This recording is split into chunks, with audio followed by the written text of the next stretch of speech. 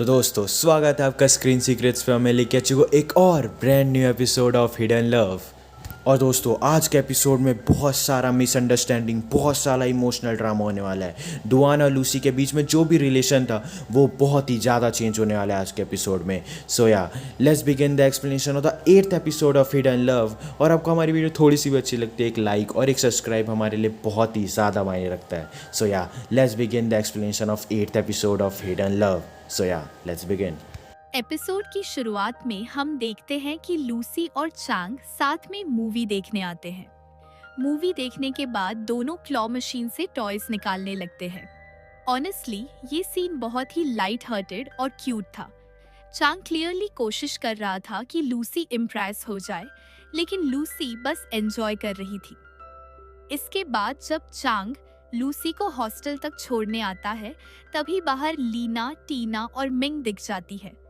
वो दोनों से कहती है, कल हम न्यू ईयर पार्टी सेलिब्रेट करने वाले हैं, क्या तुम दोनों भी हमारे साथ चलोगे? यहाँ चांग तुरंत पार्टी में जाने के लिए राजी हो जाता है, क्योंकि वो सीक्रेटली चाहता था कि लूसी के साथ और वक्त बिता सके। लेकिन लूसी वहाँ जाने से मना कर देती है।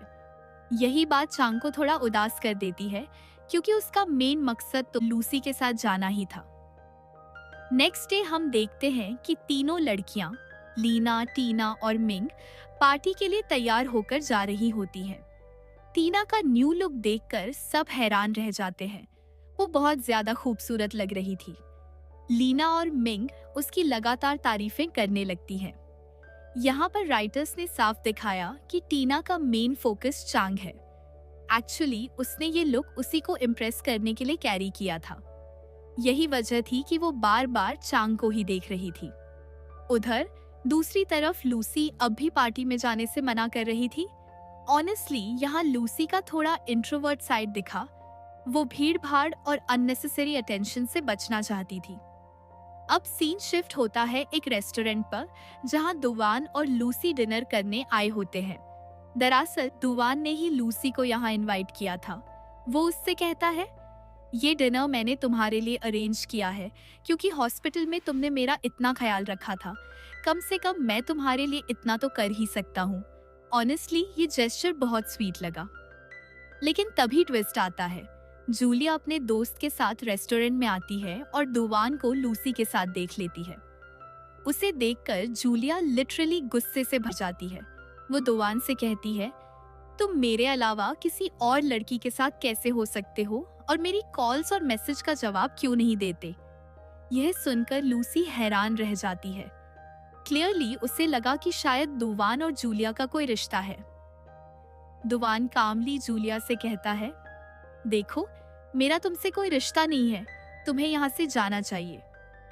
ये सुनकर जूलिया और भड़क जाती है। गुस्से में वो दुवान के चेहरे पर पानी फेंक देती है।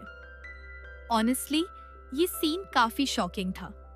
लेकिन मजेदार ट्विस्ट तब आया जब लूसी भी गुस्से में जूलिया पर पानी फेंक देती है। वो कहती है, तुम्हारी हिम्मत कैसे हुई ऐसा करने की? अब जूलिया भी पलटकर कहती है, तुम होती कौन हो हमारे बीच बोलने वाली? और फिर वो टेबल से सामान फेंकने लगती है। यहाँ रेस्टोरेंट की सिक्योरिटी आती है और उसे बाहर निकाल देती है। इसके बाद दुवान और लूसी बाहर आ जाते हैं। लूसी दुवान के चेहरे को साफ करने लगती है और उसके गले में मफलर डाल देती है। उस पल दुवान की नजरें बस लूसी पर टिकी थीं। क्लियरली उसके दिल में फीलिंग्स ग्रो हो रही थीं। लूसी क्यूरियोसिटी से पूछती है कि वो लड़की कौन थी। दुवान सिर्फ इतना बताता है, उसका मेरे डैड से कुछ कनेक्शन है। यहाँ दुवान क्लियरली ट्रूथ हाइड करता है। अब रोमांटिक मोमेंट आता है। स्नोफॉल होने लगती है और लूसी दुवान के लिए विश करती है, जिस लड़की से तुम प्यार करो वो लड़की मैं ही हूँ। ऑनेस्टली ये लाइन बहुत दिल छू लेने वाली थी। उधर दुवान भी विश करता है कि लूसी हमेशा खुश रहे। तो फ्रेंड्स, फर्स्ट हाफ में हमने देखा कि लूसी और दुवान के बीच बॉन्डिंग और भी डीप हो रही है। वहीं जूलिया की एंट्री ने एक बड़ा ड्रामा क्रिएट कर दिया। स्नोफॉल वाला सीन ऑनेस्टली बहुत रोमांटिक और मेमोरेबल था।